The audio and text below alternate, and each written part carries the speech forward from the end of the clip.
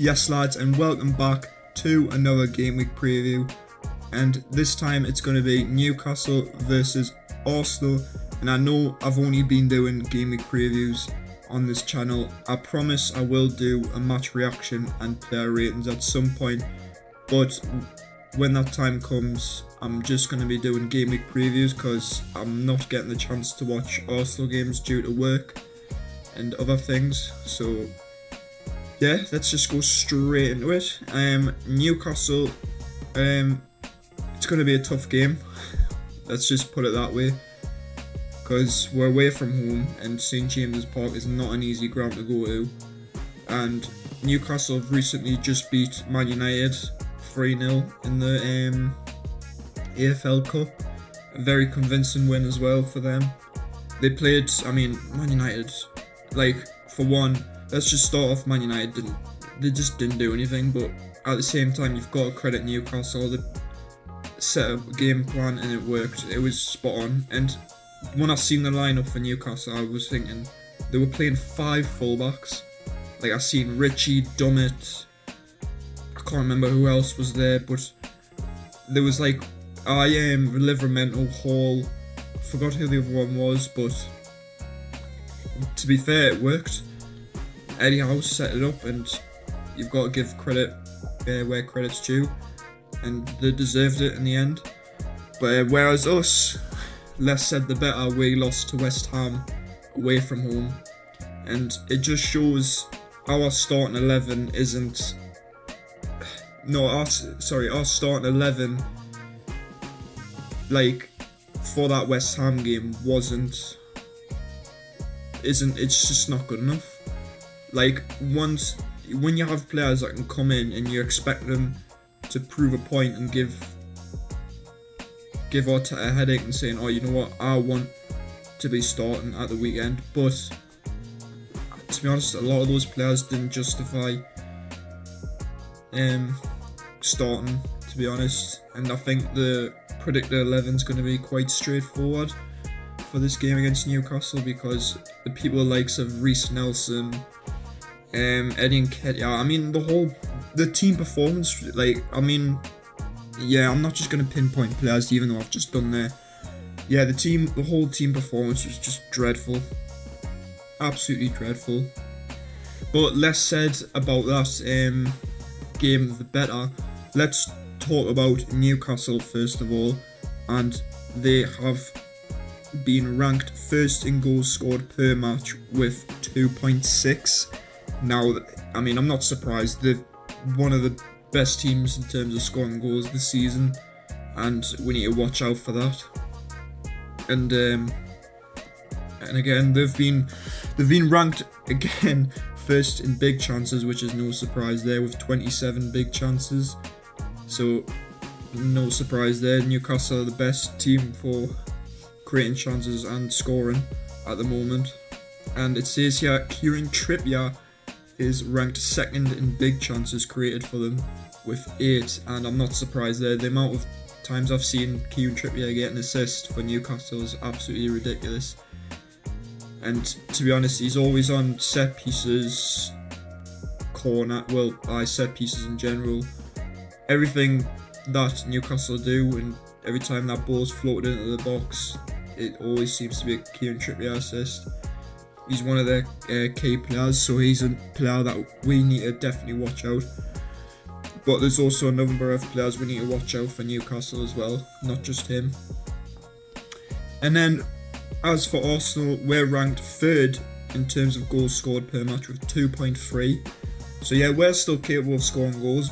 So, both teams are capable of scoring goals. And also, Arsenal have kept the most clean sheets in the competition with 5. And that's pretty good to hear, to be honest. I didn't expect that. But we have been relatively solid at times, especially away from home, which is quite weird. I would expect we to keep more clean sheets at home than away. But saying that, you've got to be resilient at away, so I hope we do play resilient against Newcastle, and hopefully we can keep them from scoring. And then in terms, it says here, we've been awarded the most penalties this season with 6. Well, I didn't know that, to be honest, but now that I think about it, it does kind of make sense, because the amount of times I've seen Odegaard take pens, Saka take pens, even Havertz. Oh yeah, we had like 2 penalties in that game against Bournemouth, saying that, and we've had a couple of penalties at home, so yeah, no surprise there. But yeah, that's gonna be it, and let's go straight into the predicted 11. So here is the predicted 11, and I have reverted back to a lot of players from, I think, the Sheffield United game. Well, actually saying that, I've made a lot of changes, to be fair. And yeah, let's just start off with the goalkeeper. David Raya comes back in, and I think this one's a straightforward one, because Ramsdale didn't really have a good performance against West Ham. I mean, none of them had a good performance, but that third goal Ramsdale conceded, I know it took a deflection off Kiwior, but it's straight at him, and he's just parried it. Well, he didn't parry it, but it was just straight at him, and I just don't understand how he didn't save that.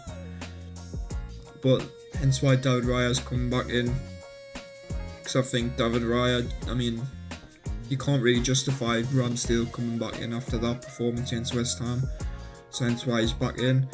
And then Ben White, I know he scored an own goal against West Ham, but you could argue that first goal for West Ham, I've seen a lot of Arsenal fans say that Ramsdale was fouled, and Souček was like grabbing him, or he shoved him. And to be honest, I didn't really say it that well, but yeah, I mean, it was a weird goal to concede, but at the same time, Ben White's been solid apart from that at right back, so I expect him to start again. And then Saliba comes straight back in, like, there's no point talking about him. He's the best centre back at our club, and when he does play, he's absolutely immense, and he's just one of the best centre backs in the league. And then Gabriel, he comes back in. Again, it just makes sense to have Saliba and Gabriel for this game, because they've just been, their partnership's been unreal, and they complement each other very well, so no arguments with that. Tomiyasu, he comes in for Zinchenko, because I want this defence to be solid for one, and Zinchenko recently, I've seen there was something in that West Ham game. Apparently he was arguing with Arteta, and he was, for some reason, when he got subbed off, he didn't really look happy. And yeah, his attitude hasn't been great recently, Zinchenko, and yeah, I just rather play Tomiyasu for this game, a left back who can actually defend in this game. So yeah, that's why I put Tomiyasu. Then I have, for that number 6 role, Jorginho. I would have put Rice there, but I feel like Jorginho for this game, I'm just trying to remember from last year when we played Newcastle, Jorginho like really helped settle down the team with his experience, so hence why I've got Jorginho in there, because I feel like with his experience he will help the team a lot, so that's why I've got him in there. And then Declan Rice, I've got him further forward, because again, like I've mentioned in my previous match previews, he can play as that box to box, and he can also play as that DM, but for this game I'm going to play him as a box to box, because I think he can't do that. So yeah, and then moving on to Odegaard, he's a player recently who hasn't been performing as well, but he did score against West Ham in midweek, so yeah, Odegaard, he comes back into the team, he's the captain, and I expect him to start every game, so no questions about that. And then Saka back in for Nelson for this game. Yeah, I expect Saka to start. He's our star boy, and Again, he's the same with Odegaard. Expect him to start every game. And then Martinelli comes back in for Trossard. And yeah, straightforward. Yeah, Martinelli can cause problems with that Newcastle defence, especially if he's pacing behind. And then up top, there has been a lot of controversy with Nketiah, Trossard and Havertz, with them three in particular who should start against Newcastle. But I have got a feeling that Nketiah will play. I think this is what Arteta will go with, because he did score a hat-trick against Sheffield United, and he'll probably think Nketiah needs more games to get his confidence. And this is his opportunity after all, with Jesus being out, so he's got a chance to keep it going.